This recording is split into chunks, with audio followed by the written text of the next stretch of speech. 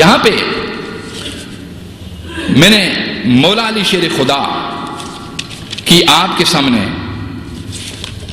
نصیحت پچھلے جمعے پہ میں نے عرض کیا تھا کہ بیٹے کو نصیحت کرتا ہے ایک ولی اور ولایت کا تاجدار.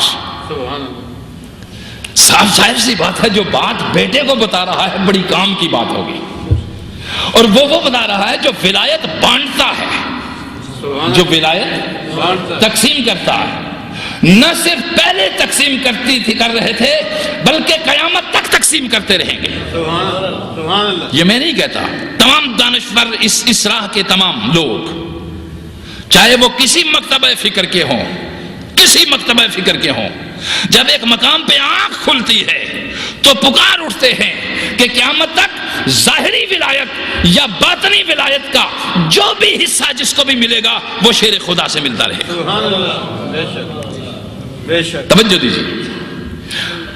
وہ شخص نصیحت کر رہا ہے جو یہ اعلان کر رہا ہے کہ لوگوں مجھ سے دنیا کے معاملات نہ پوچھا کرو، میں تمہاری دنیا کے بارے میں اتنا نہیں جانتا، مجھ سے اوپر کی راہوں کے بارے میں پوچھا کرو جہاں تم نے جانا ہے.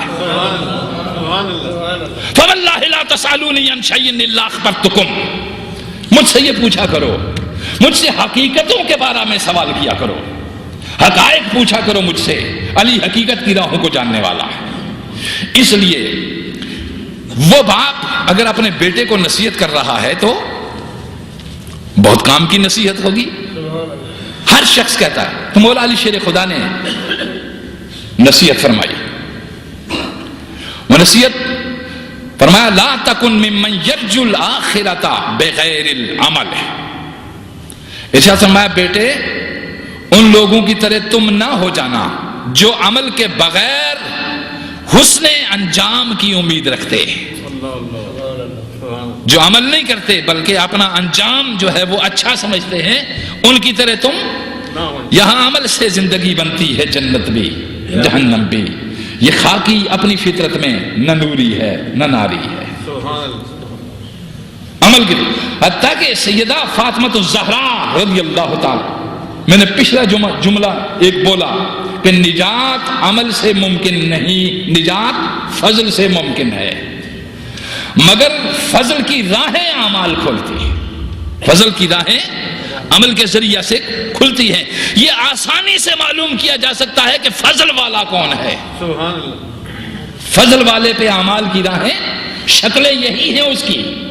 ارشاد فرمایا کہ اس شخص کی طرح مت ہو جانا کہ جو اعمال کے بغیر اور محنت کے بغیر اور جد و جہد کے بغیر مفت خوری چاہتا ہو اور حسن انجام چاہتا ہو.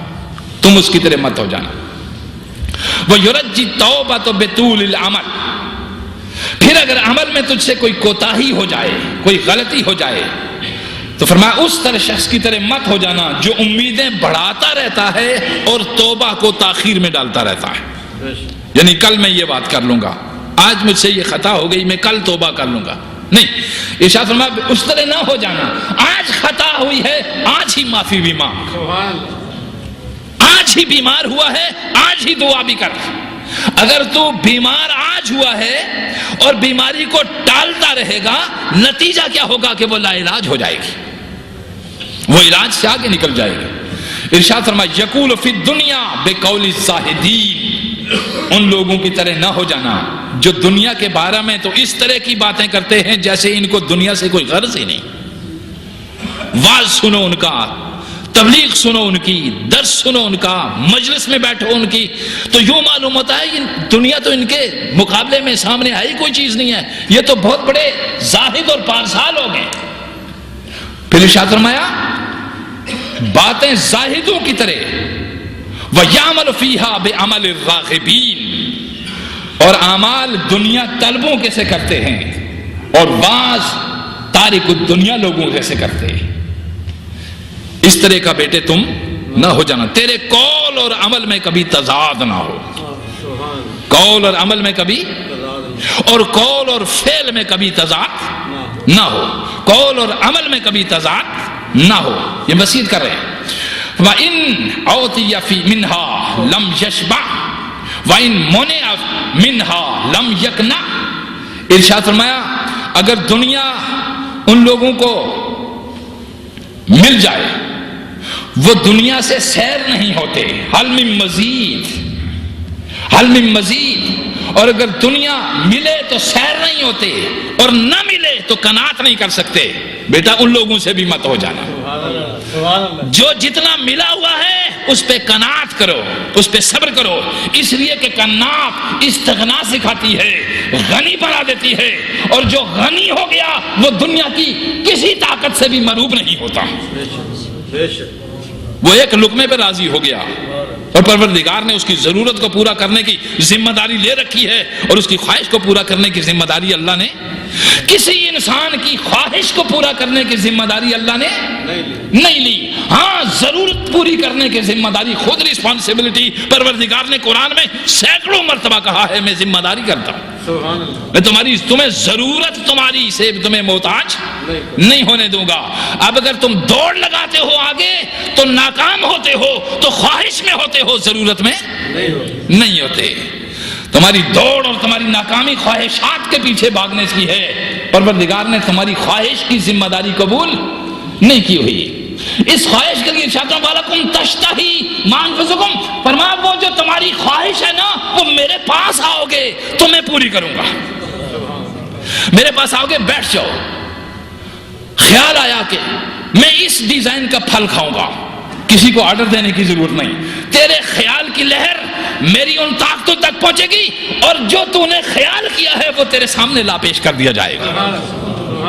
یہ میرے پاس آ کے ہوگا. دنیا میں خواہش کی ذمہ داری میں اس کے لیے جتنی مرضی دعائیں کر، جتنے مرضی. ایک دوست گئے کہنے لگے جی عمرے پہ جا رہا ہوں. میں نے کہا اچھا اللہ پاک آپ کو خیریت سے لے جائے اور خیریت سے واپس تشریف لائے. کہنے لگے میں نے بہت دعا کی ہے. میں نے کہا کیا دعا کی؟ کہتے جی میں نے دعا کی کہ اللہ تعالیٰ مجھے اتنا مال دے کہ میں کسی کا محتاج نہ رہوں. میں نے کہا اس کی کوئی حد بھی تو ہوگی کہ آپ کب کسی کے محتاج نہیں رہیں گے. میں نے کہا جہاں جا کے مانگنے کی جو چیز تھی وہ تو نے مانگی نہیں.